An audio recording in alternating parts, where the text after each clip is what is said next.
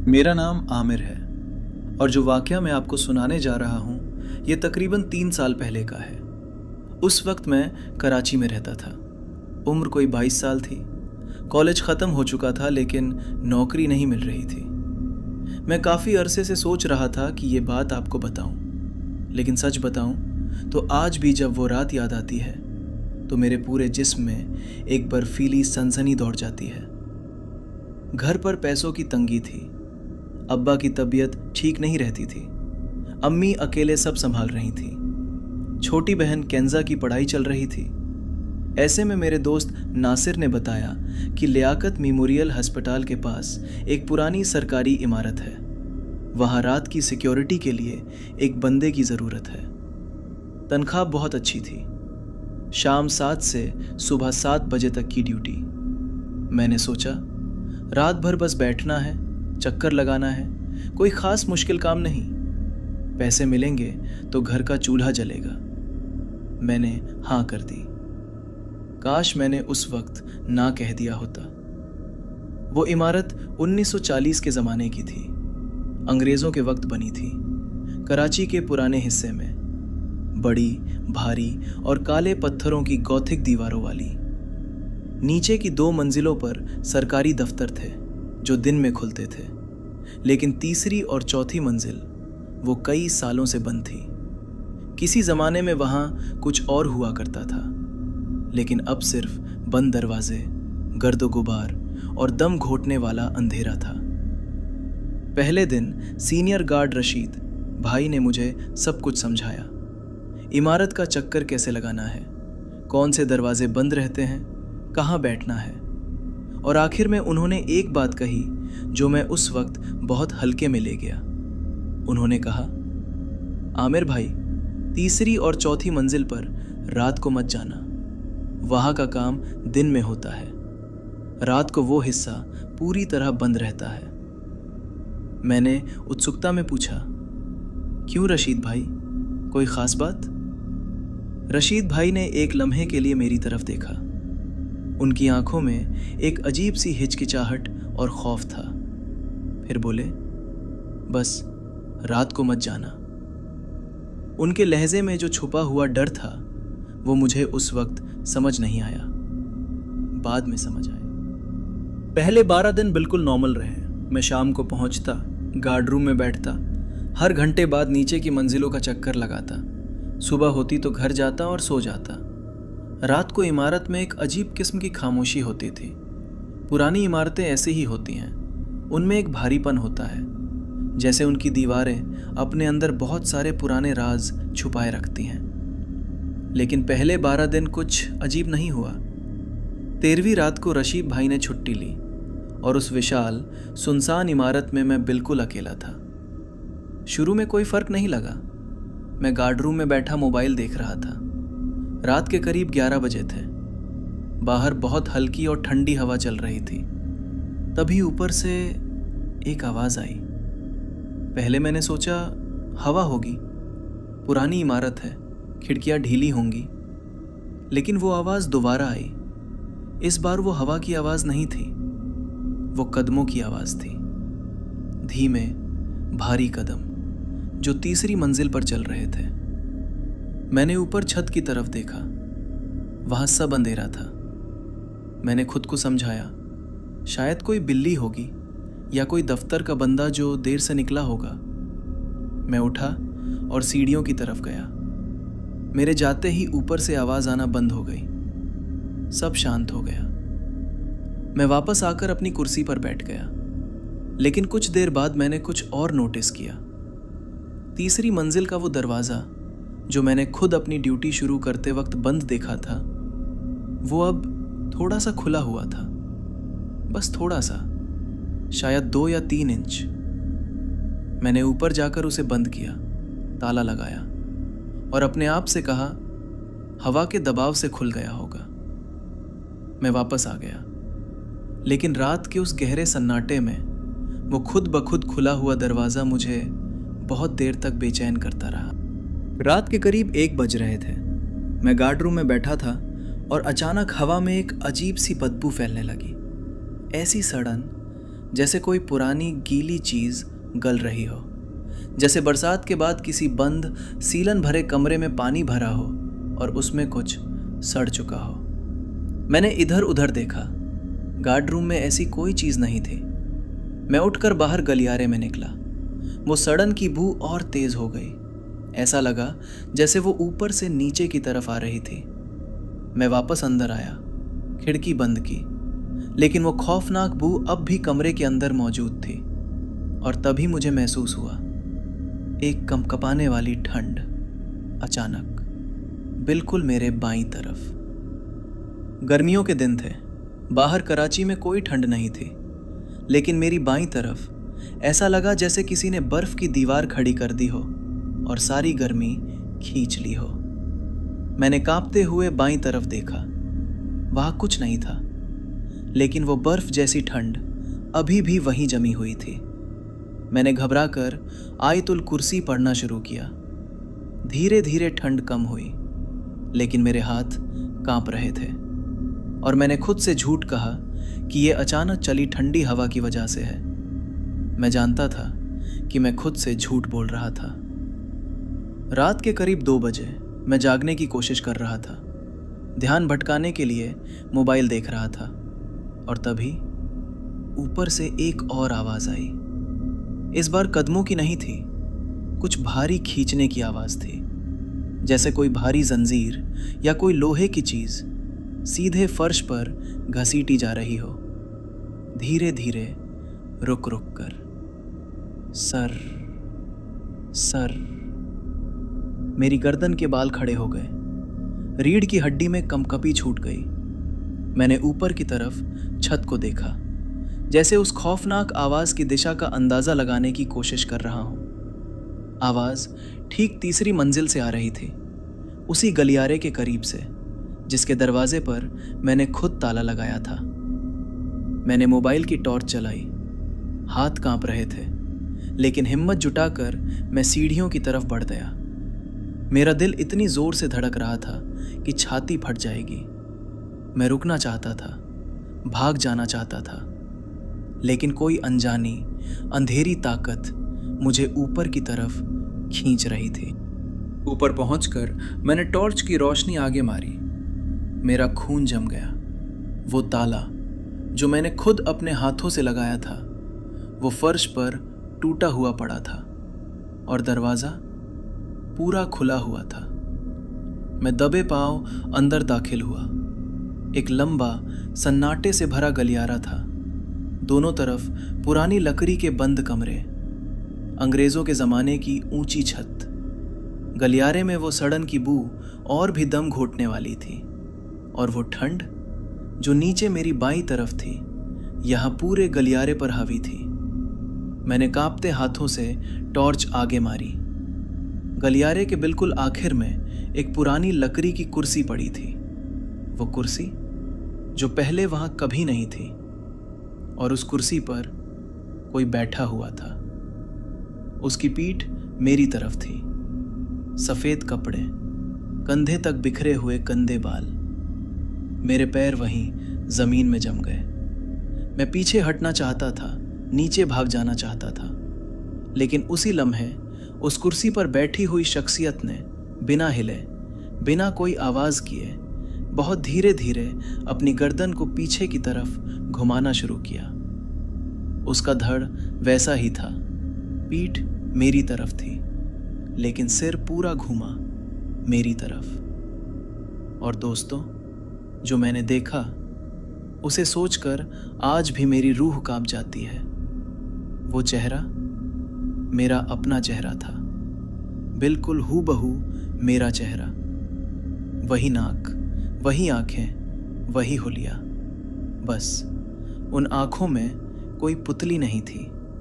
वो आंखें बिल्कुल खाली और सफ़ेद थीं, जैसे किसी ने अंदर से सब कुछ नोच कर निकाल लिया हो, और वो अजीब ठंडी नज़रों से मुझे देख रहा था।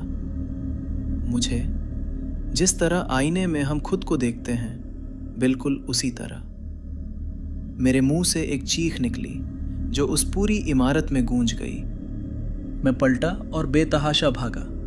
गलियारे में अंधाधुंध दौड़ा, सीढ़ियों से नीचे छलांगे लगाई। गार्ड रूम में घुसकर मैंने फौरन दरवाज़ा बंद किया और कुंडी लगा दी। मेरे पांव इस कदर कांप रहे थे कि मैं फर्श पर गिर पड़ा। मेरी सांस इतनी तेज थी कि मुझे खुद अपनी छाती की धड़कन और सांसों का शोर सुनाई दे रहा था।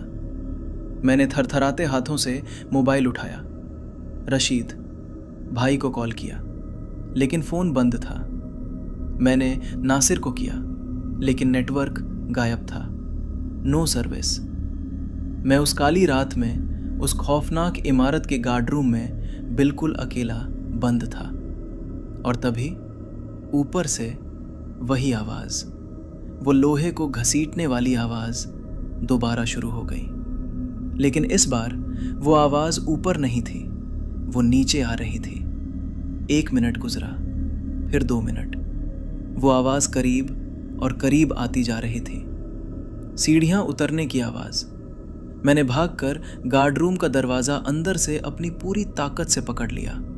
मैं पागलों की तरह आयतुल कुर्सी पढ़ने लगा। 1 बार, 2 बार, 3 बार।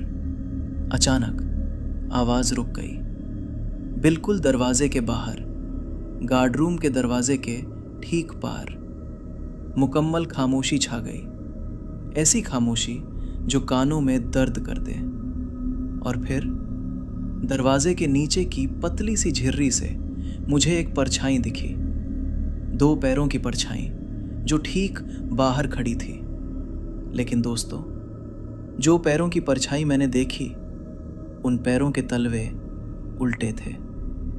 एड़ी आगे की तरफ थी और उंगलियां पीछे की तरफ। सुबह जब रशीद भाई ड्यूटी पर आए तो मेरी हालत देखकर वो फौरन रुक गए। मेरा चेहरा सफ़ेद पड़ चुका था।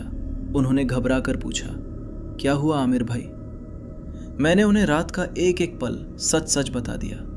रशीद भाई कुछ देर गहरे सन्नाटे में डूब गए। फिर उन्होंने बहुत गंभीर आवाज़ में कहा, आमिर भाई, जो आपने तीसरी मंजिल पर देखा वो और कोई नहीं, आपका हमजाद था। मैंने हैरान होकर पूछा, हमजाद? उन्होंने कहा, हाँ, हर इंसान के साथ एक हमजाद होता है, उसका हूबहू साया, जो उसके साथ ही पैदा होता है और पूरी जिंदगी साथ रहता है। लेकिन कभी कभी ऐसी पुरानी और वीरान जगहों पर जहाँ बुरी रूहों का डेरा हो, वहाँ ये हमजाद वजूद से बाहर आ जाता है। और अगर वो आपकी आंखों में सीधे देख ले तो वो समझता है कि उसका वक्त आ गया है। मैंने डरते हुए पूछा, क्या मतलब रशीद भाई? रशीद भाई ने मेरी आंखों में देखते हुए उर्दू में एक बात कही, मतलब ये कि आज के बाद आपका हमजाद आपके साथ नहीं, आपके आगे चलेगा। यानी मतलब ये था कि आज के बाद मेरा हमजाद मेरे साथ नहीं बल्कि मेरे आगे चलेगा। मुझे उस अजीब जुमले का पूरा मतलब उस दिन समझ नहीं आया था। दोस्तों, उस रात के फौरन बाद मैंने वो नौकरी हमेशा के लिए छोड़ दी।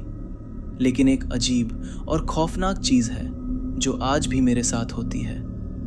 कभी कभी रात के सन्नाटे में जब मैं किसी आईने के सामने से गुजरता हूँ तो मेरी परछाई एक पल के लिए मुझसे एक कदम पीछे रह जाती है, बस एक बहुत छोटे लम्हे के लिए, और फिर सब नॉर्मल हो जाता है। शायद ये सिर्फ मेरा वहम है और शायद नहीं। मेरा नाम बिलाल है। ये बात तकरीबन 4 साल पहले की है, जब मैं लाहौर से कोई 30 किलोमीटर दूर जीटी रोड पर एक ढाबा पर रात की शिफ्ट करता था। उम्र उस वक्त सिर्फ 19 साल थी। घर पर 5 भाई बहन थे। अब्बा के गुजरने के बाद अम्मी अकेली थी। मैं सबसे बड़ा था, तो पूरे घर की जिम्मेदारी मेरे कंधों पर थी। वो ढाबा बहुत पुराना था।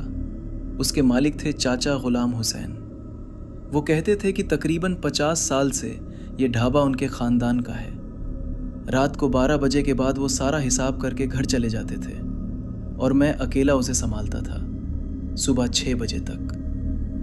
रात को सुनसान रास्ते पर ज़्यादातर ट्रक ड्राइवर आते थे या कभी कभार कोई मुसाफिर। कभी कभी तो रात भर कोई भी नहीं आता था। उस ढाबा के पीछे पुराने पीपल के दरख्त थे। दिन में वो दरख्त बड़े खूबसूरत लगते थे, लेकिन रात को उनकी परछाई सड़क पर पड़ती थी और वो परछाई हवा के चलने से कभी कभी बड़ी अजीब और खौफनाक शक्लें लेती थी। लेकिन मैंने पहले कभी इस तरह ध्यान नहीं दिया था, क्योंकि डरने की कोई वजह ही नहीं थी। ये बात रमज़ान से ठीक पहले की है। रात का करीब 3 बजने वाला था। सड़क पर मुकम्मल सन्नाटा था। मैं चूल्हे के पास बैठा कोयलों की आंच पर ऊँघ रहा था। तभी दूर से एक गाड़ी की हेडलाइट चमकी और वो ढाबे के सामने आकर रुक गई। एक पुरानी सफ़ेद रंग की कार। मैं अपनी सुस्ती झाड़कर उठा और आगे आया। गाड़ी से एक आदमी उतरा, अधेड़ उम्र, सफ़ेद शलवार कमीज पहने हुए, सर पर टोपी और चेहरे पर घनी दाढ़ी। उसने मेरी तरफ देखा तक नहीं और बिना कुछ कहे सीधे जाकर ढाबे के कोने में रखी एक पुरानी बेंच पर बैठ गया। मैंने करीब जाकर अदब से पूछा, जी जनाब, क्या लाऊं? उसने बेहद धीमी और ठंडी आवाज में सिर्फ एक लफ्ज कहा, चाय। मैंने फटाफट कड़क चाय बनाई और उसके सामने रख दी। उसने खामोशी से पैसे दिए, चाय पी, उठा, वापस अपनी गाड़ी में बैठा और चला गया। कोई फालतू बात नहीं, कोई सवाल नहीं। मुझे उस वक्त ये सब कुछ खास अजीब नहीं लगा। लेकिन अगली रात वो फिर आया। बिल्कुल वही वक्त, रात के तकरीबन 3 बजे। वही सफ़ेद गाड़ी, वही बूढ़ा आदमी, वही बेंच और उसका वही पुराना हुक्म, चाय। तीसरी रात भी यही हुआ, चौथी रात भी। मैंने सोचा शायद कोई टैक्सी ड्राइवर होगा या कोई मुसाफिर जो रोज़ाना इसी रास्ते से गुजरता है। लेकिन 5वीं रात मैंने ज़रा गौर से देखा और एक ऐसी चीज़ नोट की जिसने मेरे दिमाग में शक का बीज बो दिया। जब वो गाड़ी आकर रुकती और वो आदमी बाहर आता तो मुझे गाड़ी के दरवाजे की आवाज़ सुनाई नहीं देती थी। मेरा मतलब है, वो जो मेटल की खट या टुक की आवाज़ आती है जब गाड़ी का भारी दरवाज़ा खुलता या बंद होता है, वो आवाज़ बिल्कुल नहीं आती थी। वो गाड़ी से बाहर आता था जैसे वो दरवाजे के आर पार निकल आया हो, बिल्कुल खामोशी से। मैंने खुद को डांटा, बिलाल, तेरा वहम है। तू रात भर जागता है, नींद की कमी से दिमाग पर असर हो रहा है। और मैंने बात आई गई कर दी। लेकिन छठी रात मैंने बहुत ध्यान से सुना। गाड़ी आई, रुकी, आदमी बाहर निकला, लेकिन हवा में जरा सी भी सरसराहट या दरवाजे की आवाज नहीं गूंजी। बिल्कुल मुकम्मल खामोशी। 7वीं रात मैंने एक और बेहद अजीब बात नोटिस की। वो आदमी जब चाय पीता था तो प्याली से चाय पीने की कोई आवाज नहीं आती थी। आप समझ रहे हैं ना? जब हम गर्म चाय पीते हैं तो एक सरसराहट या सुड़ुप की आवाज आती है, लेकिन वो जब चाय पीता था तो मुकम्मल सन्नाटा होता था। वो बस प्याली उठाता था, अपने मुंह से लगाता था और फिर चुपचाप वापस रख देता था। मेरे दिल में पहली बार एक अजीब सा खौफनाक एहसास पैदा हुआ। मैंने फिर अपने आप को समझाया, बिलाल, फालतू की बातें मत सोच। रात को अकेले वीराने में बैठने से दिमाग वहम पालने लगता है। लेकिन 8वीं रात वो हुआ जिसे मैं आज भी याद करूं तो मेरे बदन का सारा खून जम जाता है। रात के ठीक 3 बजे वही सफ़ेद गाड़ी आकर खड़ी हुई। वो बेंच पर आकर बैठ गया। मैंने हमेशा की तरह चाय बनाई, लेकिन उस रात जब मैं चाय की प्याली लेकर उसकी तरफ बढ़ा तो मुझे हवा में एक अजीब सी सड़न की बदबू आई। ऐसी बदबू जैसे बरसों पुरानी गीली मिट्टी और कोई सड़ी हुई चीज़ एक साथ महक रही हो। मैंने कांपते हाथों से चाय की प्याली बेंच पर रखी और फौरन पीछे हट गया। वो बदबू मेरे दिमाग पर चढ़ गई थी। मैंने सोचा शायद आसपास के खेतों से आई होगी, लेकिन कुछ देर बाद जब वो उठा और जाने लगा तो मैं उस बेंच को साफ करने के लिए आगे बढ़ा। जैसे ही मेरा हाथ उस जगह छुए जहां वो बैठा था, मेरे पूरे बदन में एक ठंडी सनसनी दौड़ गई। वो लकड़ी की बेंच बर्फ की तरह ठंडी थी, इतनी ठंडी जैसे उस पर कोई इंसान नहीं बल्कि बर्फ की कोई भारी सिल रखी गई हो। मेरा दिल जोर जोर से धड़कने लगा। अब मैं समझ चुका था कि ये कोई साधारण इंसान नहीं था। अगली सुबह जब चाचा गुलाम हुसैन ढाबे पर आए तो मुझसे रहा नहीं गया। मैंने उन्हें उस अजीब मुसाफिर के बारे में सब कुछ बता दिया। वो रोज़ ठीक रात के 3 बजे आता है, सफ़ेद गाड़ी से उतरता है और उस बेंच पर बैठता है।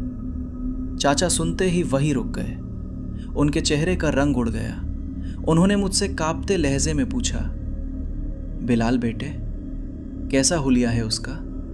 क्या सफ़ेद शलवार कमीज़ है, बड़ी दाढ़ी है और वो पुरानी सफ़ेद गाड़ी? मैंने घबरा कर सिर हिलाया। जी हाँ चाचा, बिल्कुल वही। चाचा ने खौफ से अपनी आंखें बंद कर ली, फिर बहुत आहिस्ता से ठंडी सांस भरते हुए बोले, बिलाल बेटे, इस ढाबे के ठीक सामने आज से 7 साल पहले एक बेहद भयानक एक्सीडेंट हुआ था।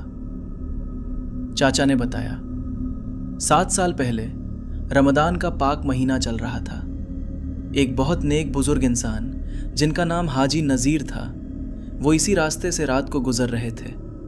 वो अपने इकलौते बेटे की शादी में शामिल होने के लिए जल्दबाजी में लाहौर जा रहे थे, लेकिन इसी मोड़ पर एक तेज़ रफ्तार बेकाबू ट्रक ने उनकी कार को जोरदार टक्कर मारी। हाजी नज़ीर का इंतकाल उसी वक्त उसी जगह पर हो गया। उनकी वो पुरानी सफ़ेद गाड़ी कई दिनों तक वहीं सड़क के किनारे टूटी हुई हालत में पड़ी रही। लोग कहते हैं कि हाजी साहब अपने बेटे की शादी में शामिल नहीं हो सके थे। शायद इसी अधूरे अरमान की वजह से उनकी रूह आज भी इसी रास्ते पर भटकती है, इसी मोड़ पर। यह सुनकर मेरे हलक से आवाज़ तक नहीं निकली। मेरा जिस्म सुन्न हो चुका था। उसी शाम मैं वक्त से पहले ढाबे पर पहुंच गया और मैंने पुरानी अखबारों और इंटरनेट पर छानबीन की। और जब मैंने उस हादसे की तस्वीर और बुजुर्ग हाजी नज़ीर की फ़ोटो देखी तो मेरे पैरों के नीचे से ज़मीन खिसक गई। अखबार की कतरन में छपा हुआ वो चेहरा बिल्कुल वही था। वही चेहरा, वही सफ़ेद दाढ़ी, वही आंखें जो हर रात मेरे ढाबे पर आकर चाय पीती थी। मेरे हाथ कांपे और अखबार फर्श पर गिर गया। तभी अचानक मेरे दिमाग में एक और बात आई, वो पैसे जो वो हर रात मुझे चाय के बदले देता था। मैंने घबराकर अपनी जेब में हाथ डाला। मेरी जेब खाली थी। मैंने दूसरी जेब देखी, वहां भी कुछ नहीं था। पिछले कई दिनों से मुझे जितने भी पैसे मिले थे, मैंने कभी उन्हें ध्यान से नहीं गिना था, बस गल्ले में डाल देता था। मैंने कांपते हाथों से गल्ला खोला और गल्ले के अंदर उन पैसों की जगह सूखे हुए, पीले और सड़े हुए पेड़ के पत्ते पड़े थे। मेरा दम घुटने लगा। मेरे रोंगटे खड़े हो गए। उस खौफनाक खुलासे के बाद मैंने चाचा से साफ कह दिया, चाचा, मैं ये नौकरी अब एक पल के लिए भी नहीं कर सकता। चाचा ने कोई बहस नहीं की। शायद वो मेरा डर और उस जगह की हकीकत अच्छी तरह जानते थे। लेकिन उस रात, जो मेरी आखिरी रात थी, जब मैं अपना सामान समेटकर वहां से हमेशा के लिए भागने ही वाला था, ठीक रात के 3 बजे सड़क पर फिर वही हेडलाइट चमकी। वही सफेद पुरानी कार आकर रुकी। वो बुजुर्ग गाड़ी से उतरे, लेकिन इस बार वो बेंच की तरफ नहीं बढ़े। उन्होंने पहली बार सीधे मेरी तरफ देखा। उनकी आंखों में कोई गुस्सा या दरिंदगी नहीं थी, बल्कि एक अजीब सी बेबसी थी। एक ऐसी इल्तिजा जैसे वो मुझसे कुछ कहना चाहते हों, जैसे वो चाहते हों कि कोई एक पल के लिए रुके और उनकी अधूरी दास्तान को सुने। लेकिन मेरे अंदर इतनी हिम्मत नहीं थी। मेरा दिल फटा जा रहा था। मैं 1 सेकंड भी वहां नहीं रुका। मैं पलटा और अपनी जान बचाकर वहां से भाग खड़ा हुआ। दोस्तों, बिलाल आज भी लाहौर शहर में ही रहता है, लेकिन वो कहता है कि आज भी कभी कभी रात के सन्नाटे में जब ठीक 3 बजते हैं तो उसे अपने घर के बाहर सड़क से एक पुरानी कार के गुजरने की आवाज़ आती है। वो कार रुकती नहीं है, बस एक धीमी खामोश सरसराहट के साथ गुजर जाती है, हर रात ठीक 3 बजे। तो दोस्तों, ये थी आज की दास्तान। कभी कभी अधूरी ख्वाहिशें इंसान को मौत के बाद भी इस दुनिया से बांध कर रखती हैं। मैं हूं आपका होस्ट अहमद, और ये थी अहमद मिडनाइट टेल्स। अगर ये कहानी आपके दिल को छू गई तो वीडियो को लाइक करें, चैनल को सब्सक्राइब करें और घंटी का बटन ज़रूर दबाएं, ताकि हमारी हर रात की मुलाकात का नोटिफिकेशन आपको मिलता रहे। अपना ख्याल रखिएगा। शब्बा खैर।